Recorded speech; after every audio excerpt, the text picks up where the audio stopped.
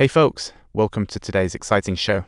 Our fiery friend Mills may have a short fuse, but his love for his wife is off the charts. Next up, Tracy's few words had Old Mo relaxing like he had just received a warm hug. Old Mo finally lightened up. This must be his first time feeling the warmth. The loving wife steering the ship, Mills and Old Moss Stew finally transitioned from fighting to team. After a hearty meal, they hit the discussion button. Mills challenged Old Mo with questions about the greed case that had him scratching his head. The killer made the lawyer bleed out and then forced him to slice off a bit of meat. How bizarre is that?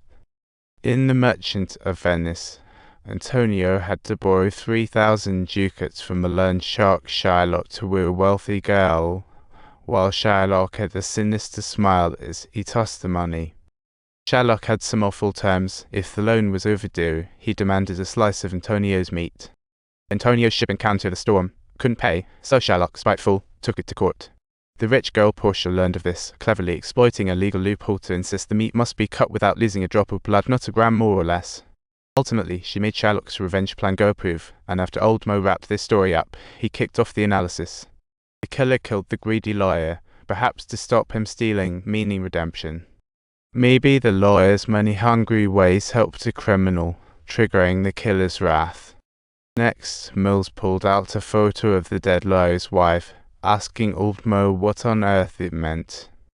After a bit of thought, Old Mo speculated, could the killer be trying to send a message through her? So, with the photo in hand, the duo rushed to the lawyer's wife, but she was about to break apart as they explained their purpose. At this moment, Mills and Old Mo returned to the crime scene. After grabbing the painting, they found nada. Even tearing off the wrapping paper yielded nothing, and Mills thought they were off track. So he started whining, claiming the killer was playing cat and mouse with them, but Old Mo hopped up on the table, uncovering a hidden clue.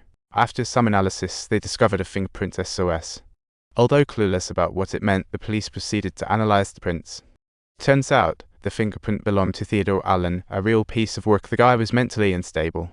This guy had a track record of drugs and robberies, and with his prints found in the lawyer's office, there's no escaping this one. The boss quickly issued an arrest warrant, and Mo and Mills charged into Allen's home with the SWAT team.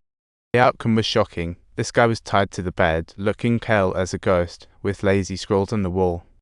Investigation revealed Allen had been kidnapped a year ago, and the killer had been torturing him non-stop without killing him. Then the killer chopped off his fingers, leaving clues for the police. What a top-tier villain. Mills was losing it, asking himself what kind of madness was this. Out of nowhere, a journalist slipped in, and Mills exploded like he'd been zapped. All these cases were cueing him that Old Mo was spot on. Killer sentenced them based on the 7 sins. How to stop him from killing more? After contemplating calmly, Old Mo had a light bulb moment and rushed Mills toward the library. If the killer was following the path, he'd surely research religious texts, so checking who read those books may uncover some breadcrumbs. Although the odds were slim, Old Mo believed in chasing down every lead, so he dug up some details on the banned books. Turns out, someone had checked out books by Thomas Aquinas, who wrote about original sin in his Summa Theologica. It contained a rundown of the 7 deadly sins, asserting that Jesus' mission was to restore human essence. The individual poking through those texts was someone named John, raising their eyebrows. With a sense of curiosity, they arrived at John's door, and just as Mills knocked, lo and behold, here comes John. In the very next instant, John swiftly whipped out a weapon, leaving everyone utterly astounded. Had they actually found the killer just like that, so unexpectedly? Although Mills sprinted after him, he got ambushed by John set up in an alley, losing his weapon. What shocked him more was when John aimed a gun at his head. Mills thought, this is it.